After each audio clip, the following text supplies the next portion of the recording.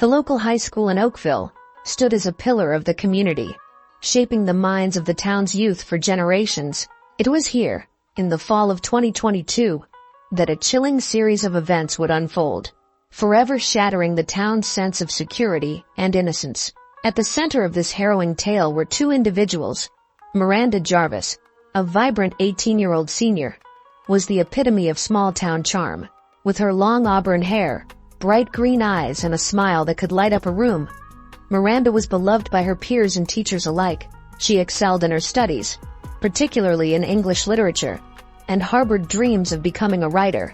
Enter Mark Reynolds, a 32-year-old substitute teacher who arrived in Oakville with a mysterious past and a quiet demeanor that initially endeared him to the faculty and students. As the crisp autumn air settled over Oakville, no one could have predicted the dark storm brewing on the horizon. The story that unfolded over the following months would test the limits of human obsession, challenge the town's faith in its institutions, and leave an indelible mark on all those involved.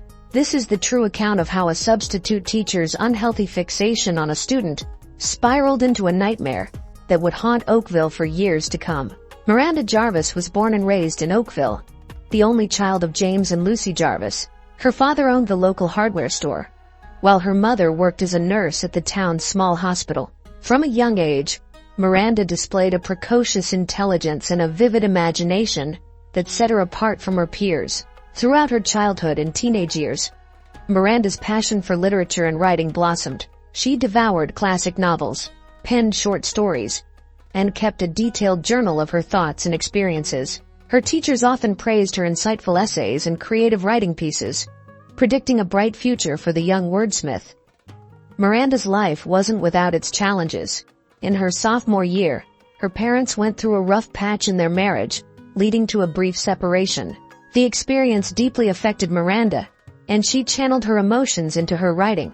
Mark Reynolds' path to Oakville High School was far from conventional. Born in a bustling city on the East Coast, Mark had always been drawn to the world of literature and academia. He excelled in his studies, particularly in English and philosophy. Despite his academic achievements, Mark struggled to find his footing in the professional world. He began his career as a high school English teacher in his hometown, where he quickly gained a reputation for his engaging teaching style and deep knowledge of literature. However, after 3 years, Mark abruptly resigned from his position under mysterious circumstances. Rumors circulated about an inappropriate relationship with a student, but nothing was ever proven, and no charges were filed. Following this setback, Mark drifted from job to job, never staying in one place for too long. He worked as a copywriter, a bookstore clerk, and even tried his hand at writing a novel. But success eluded him. As the years passed, a sense of bitterness and resentment began to take root in Mark's psyche. He felt that the world had denied him the recognition and success he deserved. The crisp morning air of September 15, 2022, held no hint of the pivotal moment about to unfold within the walls of Oakville School. As students filed into Mrs. Henderson's advanced English literature class, a buzz of curiosity filled the room. Their regular teacher was out on maternity leave, and today they would meet their long-term substitute. Mark Reynolds stood at the front of the classroom. He introduced himself with a quiet confidence. As he began to discuss the semester's curriculum, focusing on Gothic literature, many students found themselves drawn in by his evident passion for the subject. It was during this introduction that Mark's eyes first fell on Miranda Jarvis, seated in the second row, her hair catching the morning sunlight streaming through the windows. Miranda listened with rapt attention. When Mark posed a question about the themes in Edgar Allan Poe's works, Miranda's hand shot up, and she offered an insightful analysis that caught the substitute teacher off guard. Mark, impressed by her eloquence, engaged Miranda in a brief discussion about Poe's use of symbolism. As they talked, he noticed the spark of intelligence in her green eyes, the way she articulated her thoughts with a maturity beyond her years. For a moment, Mark felt a connection he hadn't experienced in years, the thrill of intellectual discourse with a kindred spirit. As the class progressed, Mark found his gaze repeatedly drawn to Miranda. He called on her often, each time feeling a small surge of excitement at her thoughtful responses. When the bell rang, signaling the end of the period, Miranda lingered behind, approaching Mark's desk with a copy of her favorite Poe story, The Fall of the House of Usher. They engaged in a brief but animated discussion about the story's gothic elements and psychological undertones. As Miranda turned to leave, she smiled warmly at Mark, thanking him for the engaging class. Mark watched her go, a strange mix of emotions stirring within him: admiration, intrigue, and something darker that he couldn't quite name. That night, as Mark sat alone in his rented room, his thoughts kept drifting back to Miranda. He told himself it was merely the excitement of finding a promising student, someone who shared his passion for literature. But deep down, in a part of his psyche he dared not examine too closely, Mark knew that something had shifted. The seed of obsession had been planted, and it would soon grow into a twisted, all-consuming force that would change everything. In the weeks following that first encounter, Mark Reynolds' fixation on Miranda Jarvis grew at an alarming rate. Mark found himself looking forward to his advanced English literature class with an intensity that both thrilled and unsettled him. As September gave way to October, Mark's behavior began to change in subtle but significant ways. He started arriving at school earlier, hoping to catch a glimpse of Miranda in the hallways. He lingered in the teacher's lounge, eavesdropping on conversations about students, his ears perking up at any mention of her name. Mark's nights were increasingly consumed by thoughts of Miranda. He pored over her essays, reading and rereading them long after he had finished grading. He began to imagine conversations with her, picturing scenarios where they could interact outside of class. In his mind, Miranda understood him in a way no one else ever had. One evening, while grading papers, Mark came across a personal essay Miranda had written about her aspirations to become a writer.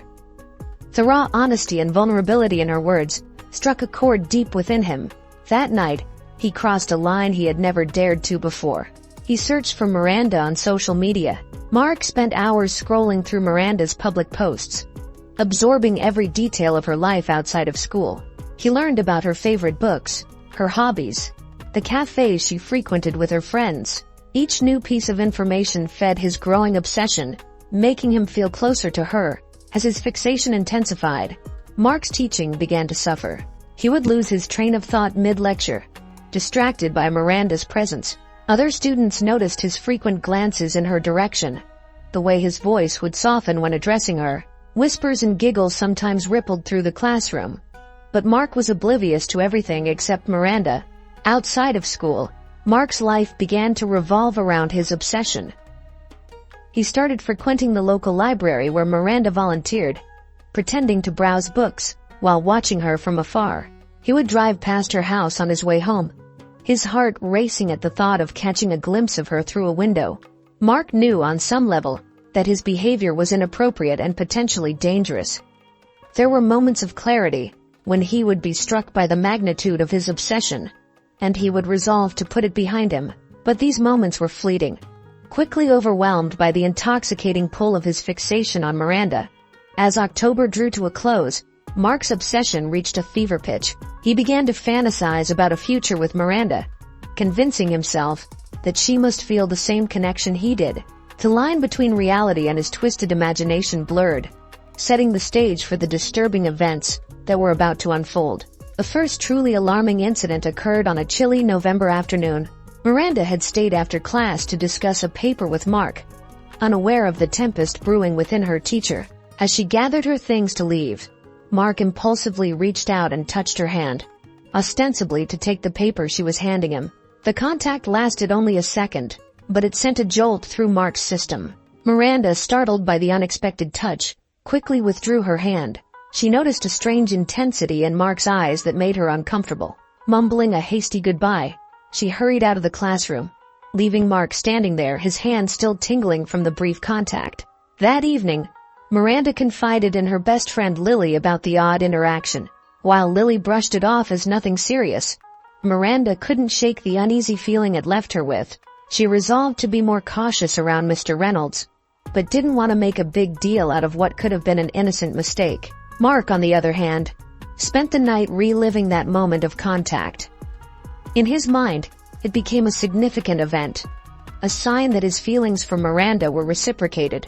2 weeks after the hand-touching incident, Mark's behavior took an even more concerning turn. During lunch period, he overheard Miranda telling a friend about a poetry reading at a local bookstore that evening. Unable to resist the temptation, Mark decided to attend. That night, he sat in the back of the dimly lit bookstore, watching as Miranda and her friends arrived. Throughout the reading, Mark's eyes never left Miranda. He observed every laugh, every thoughtful nod, every whispered comment to her friends. In his mind, he was sharing the experience with her, part of her world.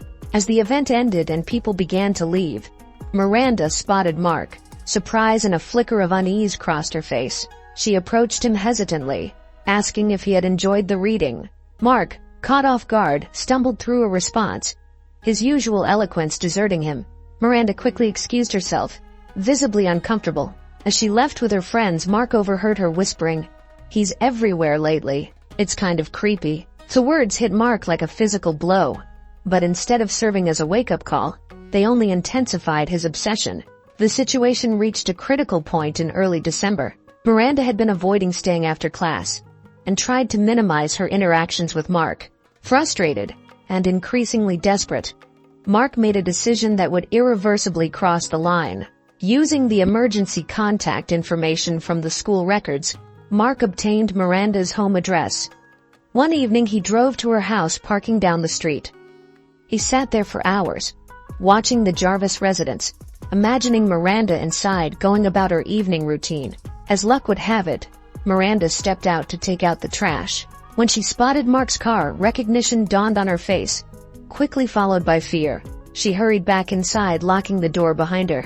Panicked, Mark drove away, his mind racing. He knew he had gone too far, but he couldn't stop himself. The next day at school, Miranda was absent. When she returned the following day, she looked pale and avoided eye contact with Mark. Unbeknownst to Mark, Miranda had reported the incident to her parents and the school principal. An investigation was quietly launched, but before any action could be taken, the situation would take a dramatic and tragic turn. The morning of December 15, 2022, dawned cold and gray in Oakville. As families across town began their daily routines, Lucy Jarvis knocked on her daughter's bedroom door, calling out that breakfast was ready. When she received no response, Lucy opened the door expecting to find Miranda still asleep. Instead, she was met with an empty, undisturbed bed. Panic quickly set in as Lucy and James Jarvis searched their home, calling Miranda's name. Her car was still in the driveway, her phone left on her nightstand. There was no sign of forced entry, no note left behind. It was as if Miranda had simply vanished into thin air. The Jarvis immediately called the police, and within hours the quiet town of Oakville was transformed into a hive of activity. Police cars patrolled the streets, and search parties were organized to comb through nearby woods and parks. As the search for Miranda Jarvis entered its second week, the Oakville Police Department's investigation shifted into high gear. Detective Lucy Reeves, a seasoned investigator with a reputation for solving complex cases, took the lead. Her first order of business was to re-interview everyone in Miranda's life, starting with her closest friends and family. Lily Thompson recounted to Detective Reeves the growing unease Miranda had expressed about Mr. Reynolds's behavior in the weeks leading up to her disappearance. She mentioned the incident at the poetry reading and Miranda's discomfort with Mr. Reynolds's increasing presence in her life. On December 23rd, Detective Reeves brought Mark Reynolds in for formal questioning. In the stark interrogation room of the police station, Mark sat across from Reeves, his usual composure noticeably shaken. Detective Reeves began the interview casually, asking about Mark's background and his time at Oakville School. As the questions turned to his relationship with Miranda, Mark's responses became increasingly evasive. He denied any inappropriate behavior, insisting that his interest in Miranda was purely academic. But when confronted with evidence of his presence outside Miranda's house the night before her disappearance, Mark's facade began to crack. He stammered through an explanation about wanting to drop off some books for Miranda to read over the winter break. But his story was full of inconsistencies. As the interrogation wore on, Detective Reeves noticed Mark's right hand constantly fidgeting with something in his pocket.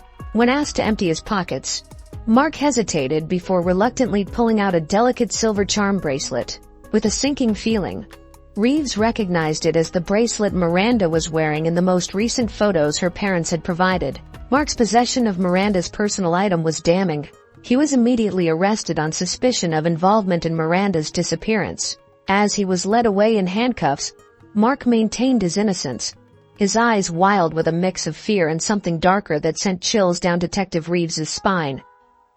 The news of Mark Reynolds' arrest sent shockwaves through Oakville. The community struggled to reconcile the image of the quiet, intellectual substitute teacher with the disturbing allegations against him. Parents demanded answers from the school board about how such a person had been allowed to teach their children. As the investigation continued, police executed a search warrant on Mark's rented room. Hidden in a locked drawer, detectives discovered a journal filled with rambling entries about Miranda. The evidence painted a chilling picture of Mark's deteriorating mental state and his unhealthy fixation on Miranda. But one crucial question remained unanswered. Where was Miranda Jarvis? Despite Mark's arrest and the damning evidence against him, there was still no trace of the missing girl. One entry, dated December 14th, caught Detective Reeves's attention. In it, Mark wrote about a special place where he and Miranda could be together forever, away from the judgmental eyes of the world. The entry was vague, but it mentioned an abandoned property on the outskirts of town. Acting on this lead, police conducted a thorough search of abandoned buildings in the area. On December 27th, their efforts paid off when they discovered an old dilapidated cabin deep in the woods outside Oakville. As officers approached the cabin, they noticed signs of recent activity, fresh tire tracks in the mud and a faint smell of smoke from the chimney. With hearts racing, the police team breached the cabin. Inside, they found evidence of someone living there recently.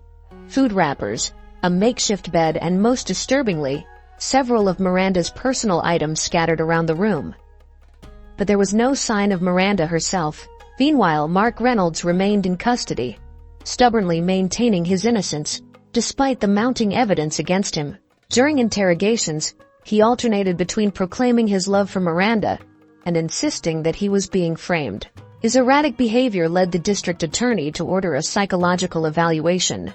Volunteers joined the police in searching the woods, hoping to find any trace of Miranda.